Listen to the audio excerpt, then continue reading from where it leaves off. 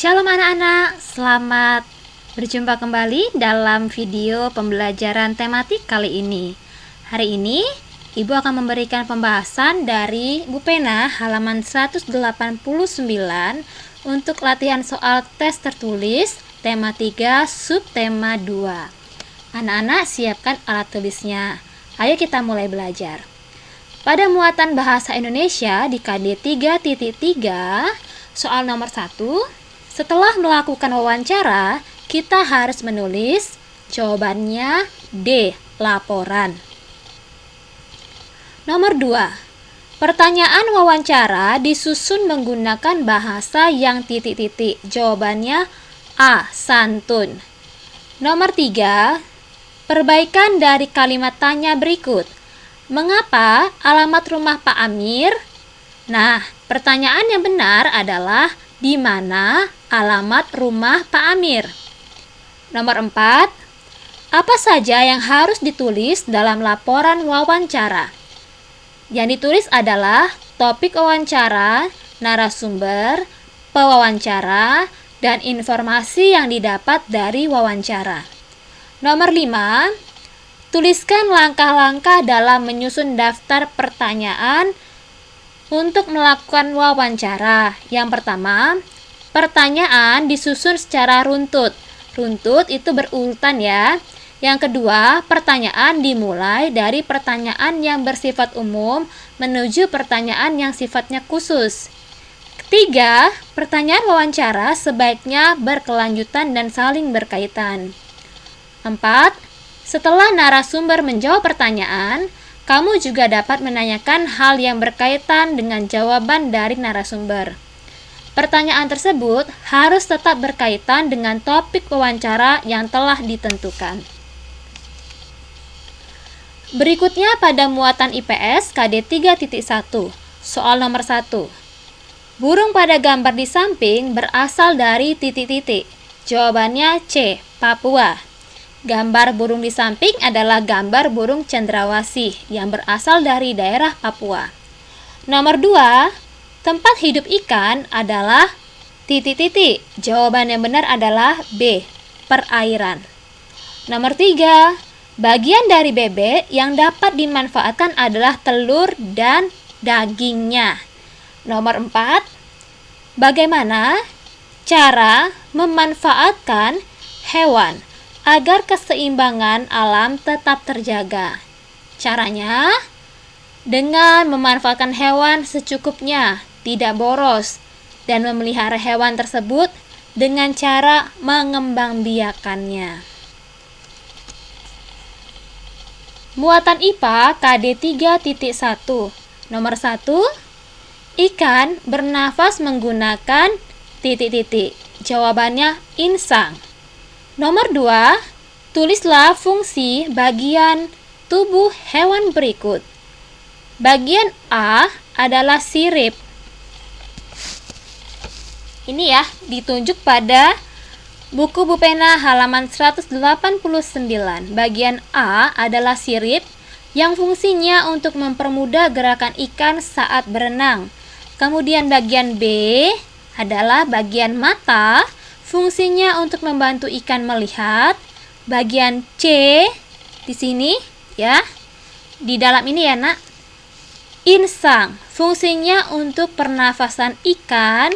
Bagian D, ekor, fungsinya untuk menjaga keseimbangan ikan saat berenang. Dan bagian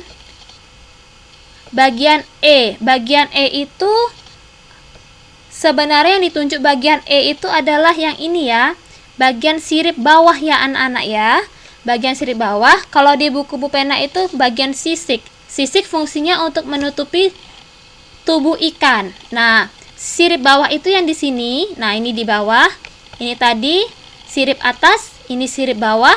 Nah, sirip bawah berfungsi mempermudah gerakan ikan saat berenang. Ya.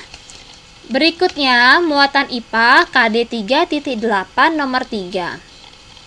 Burung memakan belalang. Belalang memakan padi. Apa yang terjadi jika burung punah dalam lingkungan tersebut? Yang terjadi bila burung punah, maka populasi belalang akan meningkat.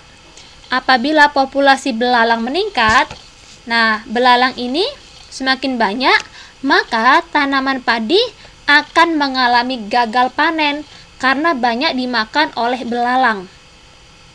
Nomor 4, apa yang kamu ketahui tentang keseimbangan alam? Keseimbangan alam merupakan kondisi alam yang melibatkan bagian abiotik, yaitu bagian yang tidak hidup, dan bagian biotik, yaitu bagian yang hidup dalam keadaan seimbang. Nah, apa saja bagian biotik dan abiotik? Contoh dari bagian abiotik adalah air, tanah,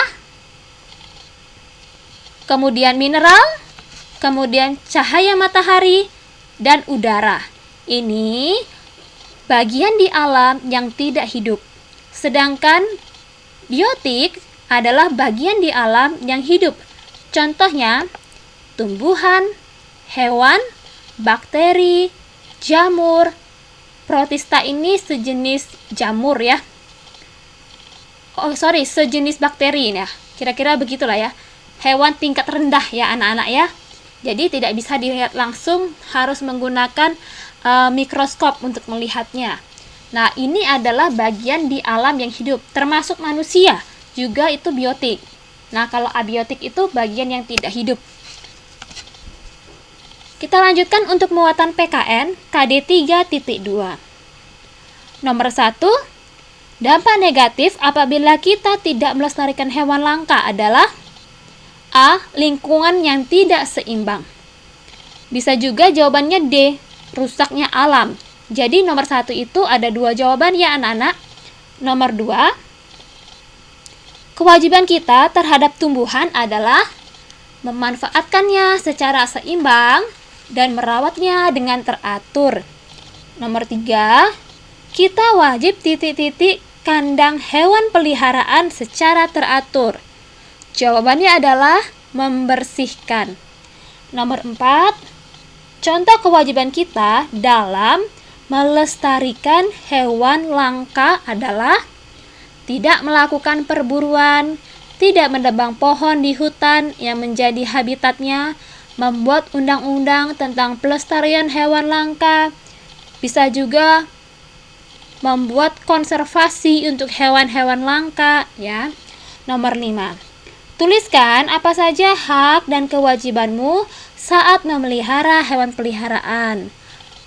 Hak kita adalah kita berhak memiliki hewan peliharaan. Tapi perhatikan juga, kita juga mempunyai kewajiban, yaitu memberi makan dan minum secara teratur, membersihkan kandangnya, kemudian membawanya ke dokter hewan jika hewan peliharaan kita sakit. Kemudian memberikan kasih sayang juga kepada hewan peliharaan kita. Muatan SBDP KD 3.4. Nomor 1, karya seni rupa yang dibuat dengan potongan-potongan lalu ditempel kembali disebut, jawabannya A. Mozaik. Nomor 2, contoh karya yang dihasilkan dari teknik mozaik adalah, contohnya adalah figura kaca. Ini contohnya figura kaca. Ini dibuat dengan teknik mozaik. Ya, pada bagian pinggirannya ini menggunakan potongan-potongan kaca. Di tengahnya ini adalah cermin. Nah, nomor 3, tuliskan kalimat yang menunjukkan apresiasi terhadap karya mozaik berikut. Nah, pada nomor 3, gambar mozaiknya berupa gambar pohon. Jadi, kira-kira apresiasi yang bisa dibuat adalah, menurut saya, karya mozaik pohon sudah baik dan sangat rapi dalam menempelkan potongan kertasnya. Pemilihan warna yang baik membuat karya mozaik tersebut semakin indah dan jelas. Kira-kira itu contoh apresiasi yang bisa anak-anak buat untuk karya mozaik berupa pohon ini ya. Baik, demikian penjelasan Ibu dalam video kali ini. Semoga anak-anak bisa mengingat dan mempersiapkan diri untuk ujian mid semester. Selamat belajar, Tuhan memberkati. Shalom.